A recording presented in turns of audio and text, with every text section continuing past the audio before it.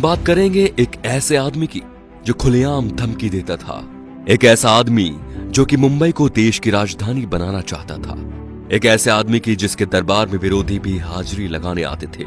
इनका नाम था बाला साहेब ठाकरे। चांदी के सिंहासन पर बैठने के शौकीन बाल ठाकरे खुलेआम धमकी देते थे। ये बात है सन 1990 के आसपास की। कश्मीर में इस्लामी आतंकवाद चरम पर था। कश्मीरी पंडितों को भगाया जा रहा था।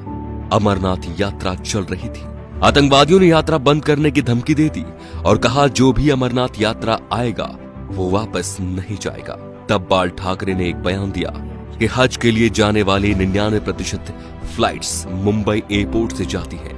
देखते हैं यहां से कोई यात्रा मक्का मदीना कैसी जाती है। अगले दिन ही अमरनाथ यात्रा शुरू हो गई। सन 1992 में बाबरी मस्जिद ढहा दी गई तो बाल ठाकरे आपकी अदालत शो में आए हुए थे। जब उनसे कहा गया कि सुना है ये काम शिव सैनिकों ने किया है, तो वे बोले यदि ये काम शिव सैनिकों ने किया है तो ये गर्व की बात है। बाल ठाकरे का बचपन का नाम था बाल केशव ठाकरे, जो वक्त के साथ साथ बाला साहेब ठाकरे बन गया। 1980 के दशक में बाला साहब ठाकरे ने मुसलमानों के बारे में कहा कि ये कैंसर की तरह फैल रहे हैं और देश को इनसे बचना चाहिए। 1950 के आसपास टाइम्स ऑफ इंडिया के संडे एडिशन में इन्हीं के कार्टून छपते थे। इन्होंने 1960 में ये नौकरी छोड़ दी थी। बाल ठाकरे को हिंदू हृदय सम्राट कहा जाता था। उनका मोदी की तरह बिना देखे भाषण देना लोगों के मन को भा गया। उन्हें सुनने के लिए लाखों की भीड़ एकजुट हो गई थी।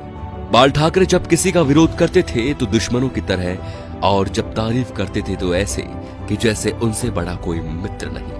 19 जून 1966 को बाल ठाकरे ने शिवाजी पार्क में नारियल फोड़कर अपने दोस्तों के साथ पार्टी बनाई, शिवसेना, जो आज भी चल रही है।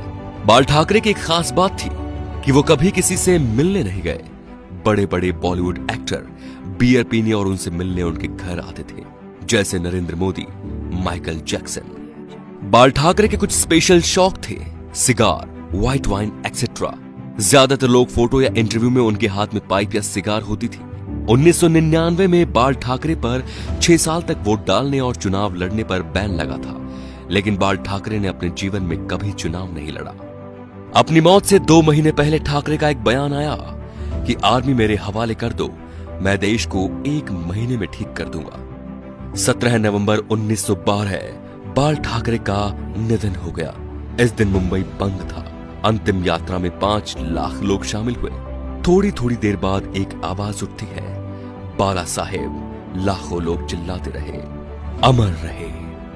बाल ठाकरे ना तो मुख्यमंत्री थे और न सांसद, फिर भी उन्हें मरने के बाद 21 तोपों की सलामी दी गई, जो राष्ट्रपति प्रधानमंत्री को मिलती है। ये रुतबा था बाला साहेब ठाकरे का। तो दोस्तों, ऐसे शेर दिल हिंदू सम्राट के लिए वीडियो को शेयर जरूर कीजिए और उनकी महानता को फैलाइए, ताकि आज जो शिव सैनिक या हिंदू उनके सिद्धांतों को भूल चुके हैं, उनके हिंदुत्व की रक्षा का संकल्प याद दिलाएं। जय श्री राम दोस्तों।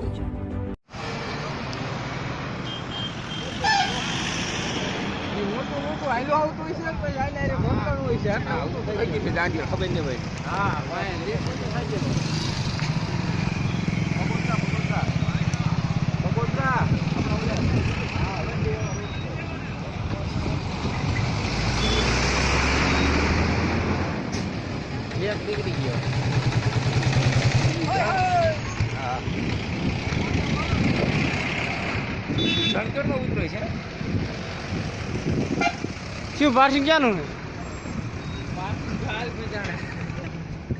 હે બસ ઉતરો કેમ નહીં સમજો હા પૂરી ગાડી